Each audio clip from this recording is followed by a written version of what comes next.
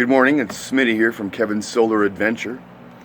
I usually focus on things that are solar related, but I'm kind of like extending myself beyond that because I just want to use appliances and things that keep me from starting my gasoline generator on the boat. That's my main thing with doing solar and everything else. So I'm going to extend to maybe running other appliances on other types of fuels. Today I'm going to make a pot of coffee, very important, on a small butane burner from Coleman.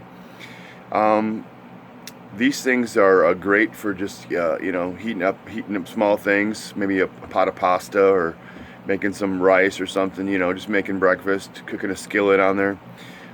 This is the first time I've used this one.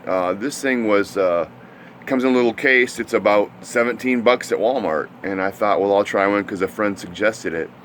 Anyways, butane is still a fossil fuel. It's a hydrocarbon component of raw natural gas, which is a fossil fuel, but it's removed from the natural gas before you use it. So there's that. So let's go ahead and take a look at this thing. So it comes in this cool little carrying case, and there's the stove top. The butane goes in here. There's a little hatch here, and you lock it down. When you put this back into the plastic container, the butane lock comes off, so it removes the butane from the system. That way you don't leave it on when it's in the case, which is a great safety feature. So I'm going to fire this thing up and start a pot of coffee just to see how she runs. One more note, butane will put off carbon monoxide. So to be safe, you have to run this thing in a non-enclosed area. I've got the front door of my boat open and the back door is open, and I've got a fan going. I've also got multiple carbon monoxide detectors in here. Normally I wouldn't do this in an enclosed area, and you shouldn't, but since I have some ventilation going, I'm going to give it a shot, and hopefully the carbon monoxide things won't go off, and I probably will use it outside more often on the lake, but just for this purpose I'm going to do it on my countertop here. So before I start the coffee, let's start this thing up.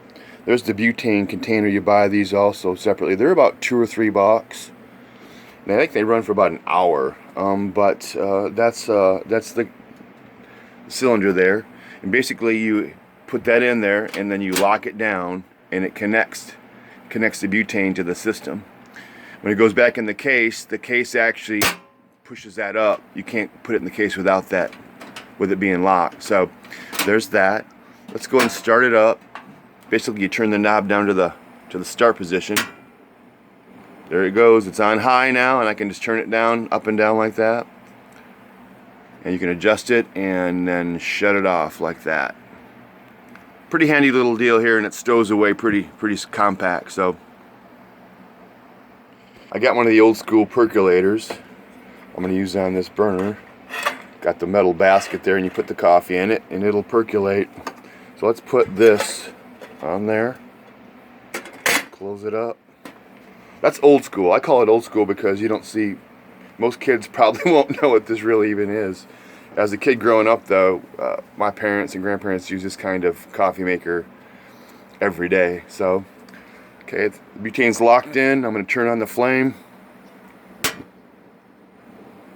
I'm going to leave it on probably a decent, let's put it on medium, or actually that says minimum. I just read that. So I'm going to leave it at minimum. It's got a good flame on it. I'm going to wait for it to percolate. Okay, the coffee's percolating. I'm going to let it go for about 5 minutes and then try a cup. One other note. Oops. You just saw that, didn't you? I'm going to turn the heat down.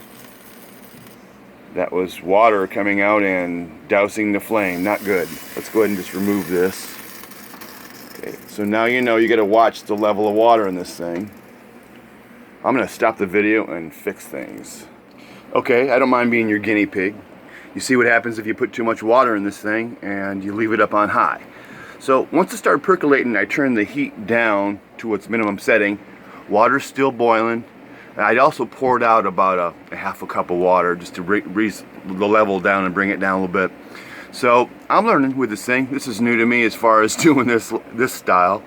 So yeah, learning experience here, and I'm gonna keep doing this till the coffee's done, and we'll try a cup and let you know how it tastes.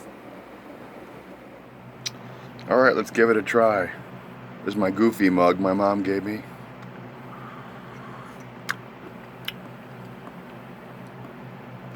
Pretty good. I'm not a coffee snob, so I can drink about anything. It's definitely decent coffee. So this has been the Coleman Butane heating element. They're made to be used outside. So put it on a picnic table or somewhere outside and use it. If you're going to use it inside, ventilate, and make sure you got carbon monoxide alarm somewhere, and just in case you get a leak or you have fumes that you shouldn't be breathing. These things are portable and compact. I like it. It stows away right underneath everything. It's out of the way. Basically less than 20 bucks. Not a bad little deal for a convenient way to heat food and heat water. You gotta watch the overflow on it. If you fill it up with too much water and have the heat too high, it'll overflow on you. I lowered the water level and I turned the heat down to minimum. Once it started to percolate, is it percolate or percolate?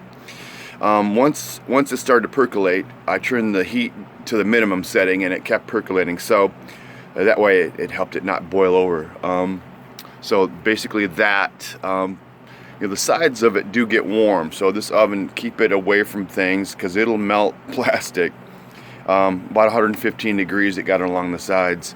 But anyways, it's a great little unit, and I know it's not solar. Yeah, it may be, $2 for a container of butane is more than you want to spend. I like using my solar power. It's definitely great. But this is a convenient little stove to have. So anyways, just wanted to share that with everybody. Have fun on the lake, boondocking wherever you're at, and talk to you later.